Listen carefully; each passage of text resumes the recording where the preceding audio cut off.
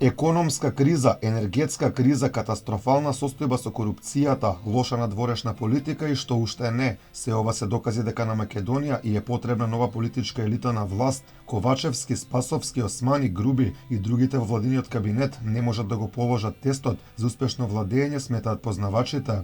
Универзитетскиот професор Жидас Даскаловски вели дека кога ги погледнеме состојбите на сите полиња во земјава, јасно е дека промени мора да има ден поскоро. Објективно состојбите се многу лоши, нели знаеме дека евроинтегративниот процес е заглавен, знаеме дека сме во една голема економска криза, знаеме дека всушност земјата целата година, па и минатите години кубори со страшни нивоа на корупција.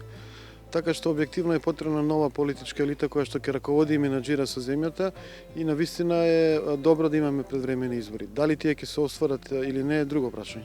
Сепак прашање дали власта би се дозволила да оди на избори, кои знае дека би ги загубила, според аналитичарот Синиша Пекевски, малку е веројатна таа опција, но потенцира дека Ковачевски не е единствен кој се прашува во моментов. Проблем за коалицијата на власт може да представува и состојбата во ДУИ, каде фракционерите се погласно барат одговорност од Бујар Османи и Артан Груби. Не верувам дека власта би се дозволила да иде на избори во кои катастрофално ќе изгуби.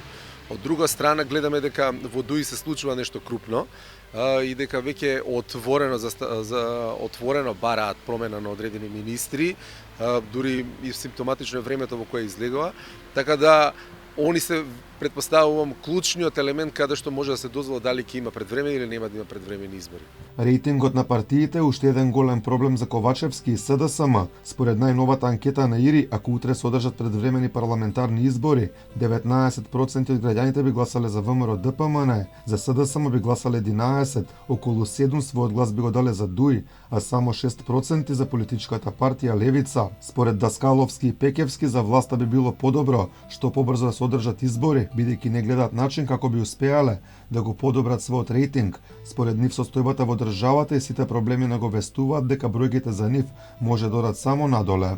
Видете ги сите анкети, дури оние кои што кажуваат задоволство на граѓаните или доверба на граѓаните кон институциите или во тоа или прашањето кога е дали се движи земјата во позитивна насока, ќе видите еден тренд поразителен за управувачката елита на власта.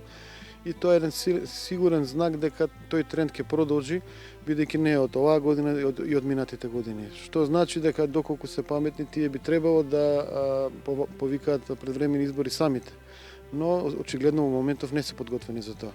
Не може да очекува незиниот рейтинг да расте, со да го видовме дека не е можно да ја менаџира оваа криза и не знае како да ја менаџира, а од друга страна скандалите кои се случуваат секојдневно кои се случуваат и неможноста да ги искоординира и да ги изменаџира, покажува дека оваа власт веќе е спремна да падне, ама на избори кои ќе бидат регуларни.